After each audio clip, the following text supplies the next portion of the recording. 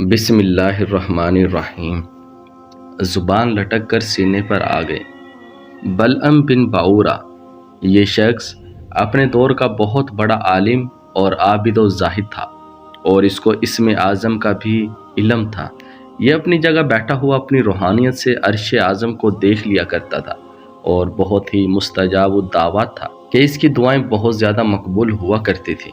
اس کے شاگردوں کی تعداد بھی بہت زیادہ تھی۔ مشہور یہ ہے کہ اس کی درسگاہ میں طالب علموں کی دعوتیں 12,000 تھیں۔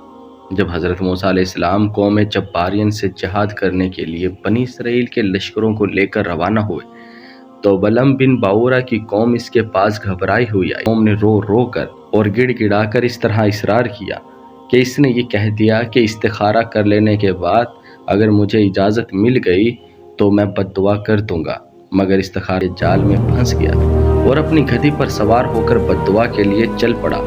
راستے میں بار بار اس کی گدھی ٹھہر جاتی اور منہ موڑ کر بھاگ جانا چاہتی تھی، مگر یہ اس کو مار مار کر آگے بڑھاتا رہا، یہاں تک کہ گدھی کو اللہ تعالیٰ نے گویائی کی طاقت عطا فرمائی، اور اس نے کہا کہ افسوس اے بلعم باورا، تو کہاں اور کدھر جا رہا ہے؟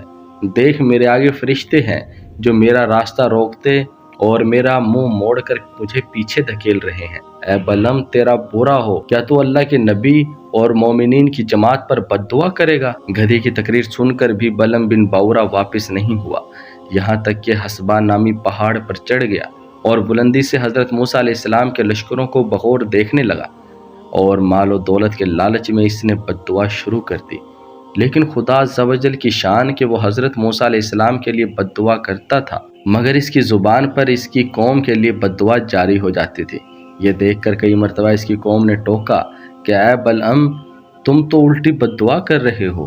تو اس نے کہا کہ اے میری قوم، میں کیا کروں؟ میں بولتا کچھ اور ہوں اور میری زبان سے کچھ اور ہی نکلتا ہے۔ پھر اچانک اس پر غضب الہی نازل ہو گیا کہ ناگہاں اس کی زبان لٹک کر اس کے سینے پر آ گئی۔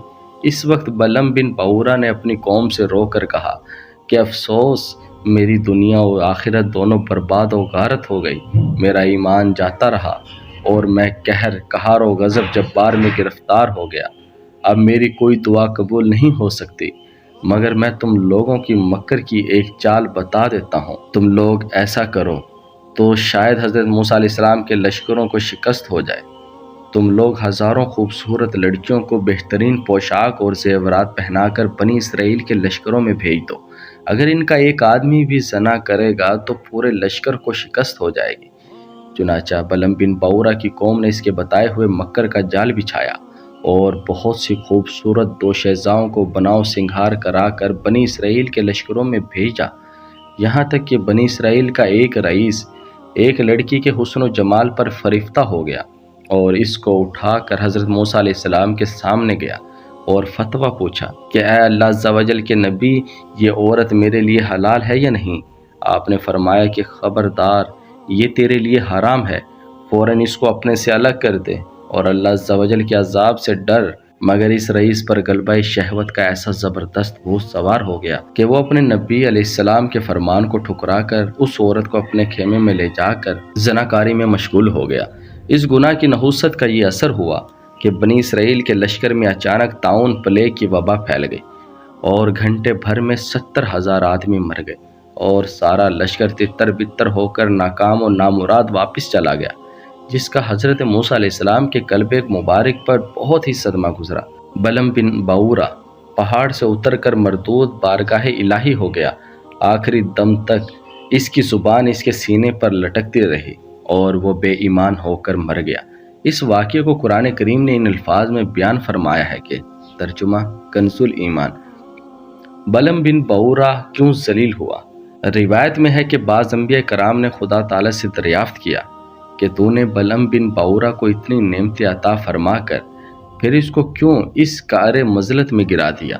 تو اللہ تعالیٰ نے فرمایا کہ اس نے میری نعمتوں کا کبھی شکر ادا نہیں کیا، اگر وہ شکر گزار ہوتا تو میں اس کی کرامتوں کو سلب کر کے اس کو دونوں جہاں میں اس طرح ذلیل و خوار اور غائب و خاکسار نہ کرتا۔